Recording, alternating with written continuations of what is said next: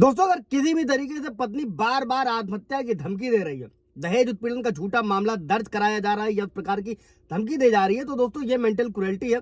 और इसी के आधार पर मद्रास हाई कोर्ट ने पति को तलाक की डिग्री दी। अगर आप लोगों के साथ भी कुछ ऐसा ही चल रहा है तो ये जजमेंट आप लोगों के काम आने वाला है। दोस्तों, जय नमस्कार, मैं एडवोकेट आशीष मिश्रा।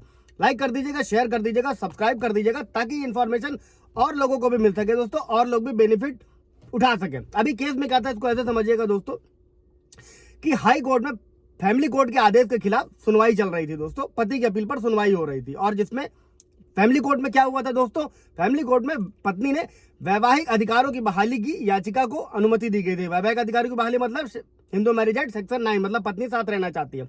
और क्रूरता के आधार पर जो पति ने तलाक की याचिका दायर करी थी फैमिली कोर्ट में, उसे खारिज कर दिया गया था। दोस्तों, जो आप लोग हमेशा पूछते हैं कि केस सालों साल चलते हैं, अगर आप आगे नहीं बढ़ेंगे, फैमिली कोर्ट में निपटाएंगे नहीं, हाई कोर्ट आएंगे नहीं, तो चीजें ऐसे ही खिंचेंगी। अब इस केस को समझिएगा। और इस केस में दोस्तों पति ने यह तर्क दिया था कि पत्नी ने उसे कभी भी अपने परिवार से मिलने नहीं दिया और धमकी दी कि अगर पति ने अपने परिवार से संपर्क बनाए रखने की कोशिश की तो वो आत्महत्या कर लेगी और दहेज का झूठा मामला भी दर्ज करा देगी। और उन्होंने कहा कि जब उनकी माँ दंपत्ति मतलब जो पति पत्नी थे, उनकी इकलौती बेटी थी, जब उनके बर्थडे पर शामिल होने आई थी तो पत्नी ने आत्महत्या का प्रयास किया, साथ में उसे अस्पताल में भर्ती भी कराया गया। अब पत्नी ये सब चीजें क्या करती थी दोस्तों, अगर पति ड्यूटी पे है तो भी उसे परेशान करती थी, झगड़ा करती थी। और पति ने जब तलाक के लिए कानूनी नोटिस भेजा, मतलब उसने पति ने डिसाइड किया कि मुझे अलग हो जाना चाहिए, तो पत्नी का जो परिवार था पति के माता पिता के घर गया, उन लोगों को गंभीर परिणाम भुगतने की धमकी दी दोस्तों। और उन्होंने कहा कि घटना के बाद पत्नी ने पुलिस में शिकायत दर्ज करा दी और आरोप लगाया कि पति और उसका परिवार लगातार दहेज की मांग कर रहा है। जो दोस्तों आजकल रियलिटी में है, आप लोग भी इन सब चीजों से जूझ रहे होंगे। और दूसरी ओर पत्नी ने जो सभी आरोप थे जो पति ने लगाया उसका खंडन कर दिया और कहा कि उसका पति लगातार दहेज की मांग कर रहा था। हालांकि उसने शुरू में आत्महत्या के आरोप से फैमिली कोर्ट में इनकार कर दिया था, लेकिन बाद में उसने कहा कि उसने आत्महत्या का प्रयास किया। और पत्नी ने पति और उसके परिवार का अपमान के आरोपों से भी कुल मिलाकर पत्नी ने सभी आरोपों से इनकार कर दिया। और हालांकि पत्नी के वकील ने यह तर्क दिया था दोस्तों कि आत्महत्या का प्रयास करने का जो एक कृत्य है यह क्रूरता नहीं माना जा सकता है। लेकिन हाई कोर्ट ने क्या कहा दोस्तों कि मामले में तथ्यों से यह स्पष्ट है कि पत्नी ने आत्महत्या करने की बार बार धमकी दी थी।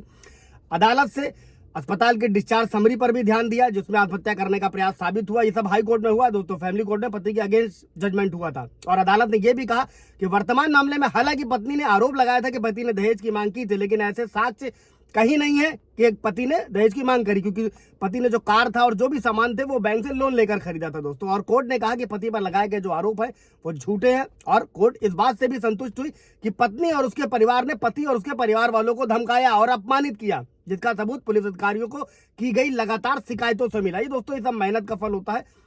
तलाक भी जल्दी मिलता है और जीत भी होती है पति की। सबका यही कहना होता है कि हर जगह पत्नी की जीत होती है। तो ये जजमेंट आपके लिए। और ये देखते हुए दोस्तों ये रिसेंट का जजमेंट है।